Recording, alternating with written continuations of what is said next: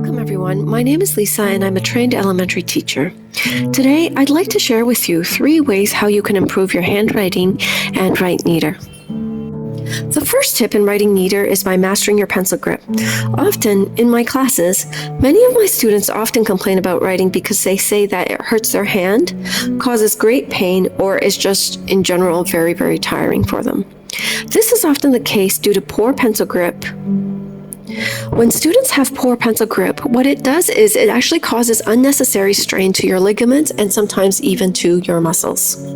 With this being said, I'd like to highlight the most common incorrect pencil grips I come across.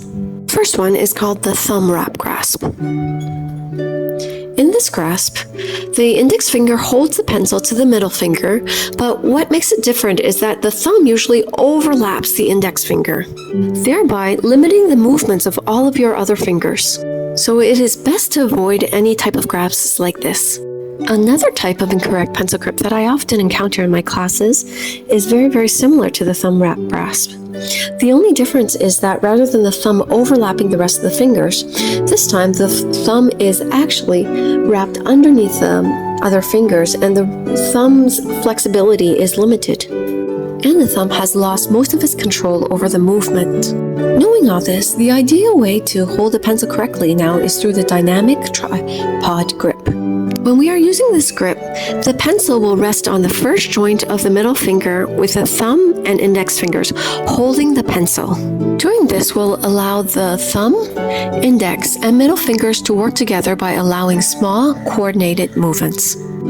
I will add some handouts to help you with this correct pencil grip in the description below.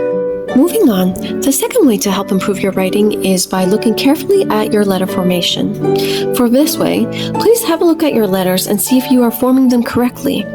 Are they going in the right direction? Are you starting from the left-hand side to the right-hand side? And are you starting your letters from the top and then going down? There are several reasons why taking into consideration stroke direction will help you improve your writing.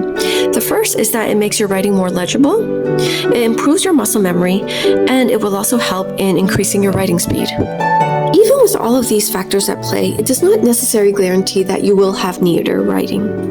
One of the best ways to do so is to do a self-analysis of your own handwriting. The concept is easy. In this stage, what you will do is you will take a look at your writing and you will look at 3 fundamental factors. The first factor you're going to look at is the roundness of your letters. So for example, if you take a look at the letters B, the letter D, and the letter O, you'd have to take a look and see what do the shapes look like of these letters. Are they shaped as if they were a circle, or are they a bit oval and high up? In the majority of cases, letters which are more rounded like a circle will tend to make your writing look much, much neater. The second factor to consider when doing letter formation is actually the size of the letters. When I say the size of the letters, you need to think about the height of the letters, but this is not all. In it, you also need to consider factors like, is it easy to read?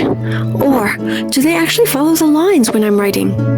And last but not least, but the last factor in letter formation that we should be observing is actually the spacing within our letters. With spacing, you'd like to think about looking at all of your letters. Do they appear crushed together, or are they too far apart? And what is the spacing like between words as well as between letters? As you become more aware of all of these factors, the roundness, the size, and the spacing, you will eventually gain more confidence in writing neatly. But not only this, you will also begin to experience and have a better sense of where one word ends, how far apart the letter should be, and also where the next word begins.